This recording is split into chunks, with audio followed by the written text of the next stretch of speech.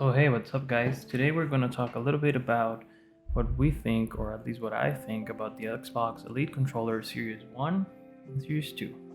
So to start, let's talk about my history with Series 1. So when it was released, it really was touted as like the best controller, competing against SCUF in that moment, where they had this weird competition to getting these gamers everything that they needed, right? So at that point in time, I was playing, if I recall correctly, was Halo 5 for a bit. I bought it. I remember I was traveling to the US and I was able to purchase one, which is this one. It might have a manufacturing date. Let's check. Probably 2016. Yes, probably we'll have to check on that. And as soon as I got it, I feel like, wow, it's like an enhanced controller for what at that point was the Xbox One controller. This one has had a long history.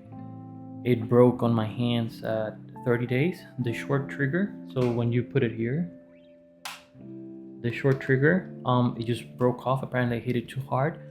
I don't think I hit it too hard. I just think it was crappy material. So my conclusion after I had this controller was that, at least for the Series 1, I really didn't have a good experience. So my trigger crashed. It just destroyed itself. I had to fix it using epoxy, Gorilla Glue, and then I was able to fix it. This controller actually runs today, still runs.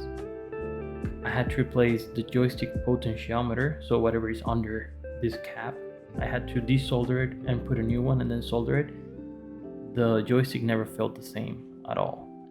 So that's one of the reasons I stopped using it, because it didn't have the same resistance. Feels different. The buttons were fine. The bumpers, there was another issue with the bumpers. My bumper buttons crashed. You can see that there's a difference in hue here, difference in color, right?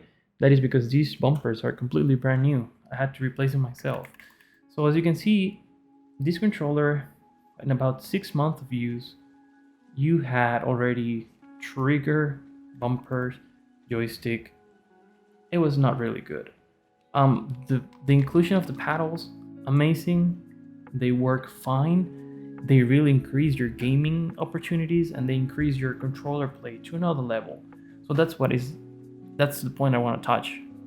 It really does increase your gaming opportunities, your skill ceiling. You can become better. After this controller, I said, I'm never going to buy another Elite controller. I'm not going to spend $150 for a controller that breaks in a month. So I bought this controller instead, which is, the series, whatever, the Xbox controller, the newest version, the series controller.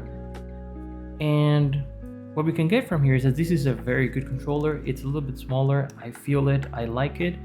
I've been playing every game with it. And it performs amazing. It's just the best improvement for any regular controller. After that, Halo Infinite came out. That's a problem. So Halo has been increasingly being reliant on using paddles for extra buttons for abilities, thrusters, crouching. In previous Halos, crouching was not as important as Halo Infinite. So in this case, you know what? I said I'm gonna ask my friends, because they all had the Series 2 Elite controller, which apparently has 2 revisions unofficially. So if you have the Series 2 with the all black cardboard box, so this one here is the version 2, apparently has a little yellow stripe here. So if your box has a yellow stripe, you officially have the version 2, which is less prone to accidents.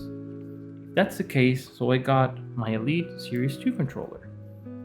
Compared to the Series 1, this definitely is an improvement. This really does feel like a controller that was made with care in design and fixes a lot of the issues that were present on the Series 1 controller. What do I mean by that? So you have, first of all, you have a completely different fascia, right? Different face, because the bumpers have evolved at this point. The triggers are a bit different. The bumpers are a bit different too. You can feel it's a different type of button. The fascia here looks different. This one has an included battery, and also it comes with its battery charger dash hub where you can put it and it holds it. You can see the pins here so it can hold. You can also charge it or play wired with USB-C. They have this neat tensioning system on the joysticks. I haven't tried this because I don't want to mess too much with it, but basically you can increase the resistance it takes to move the joystick, which feels pretty awesome. Now it has 3 different ranges for the triggers instead of only one, so you can put it regular, middle, or very short. And the paddles have also become a lot smaller, which makes it a lot more comfortable. I've been playing Halo Infinite with this controller for about a month and a half, playing hard, and it's still working perfectly fine. I know I'm still under warranty, but I just want to give you my honest opinion. This is a very good controller, and it really feels like a step up from the regular controller. My best bet if I were Microsoft is I would prefer to have a regular controller with just 2 buttons here and 2 buttons here, and just sell it like for $5 more than this one. So nothing too elite, but just a regular controller, 2 buttons here, 2 buttons here, so 2 and 2. And you could have a really market strong point. It would be a very nice controller. And if you want the top of the line, carrying case, battery charger, USB cable, it brings everything, even 14 days for Game Pass, I would get the Elite controller. Now, your concern is as good as mine. I do not know how many days or months it's gonna last.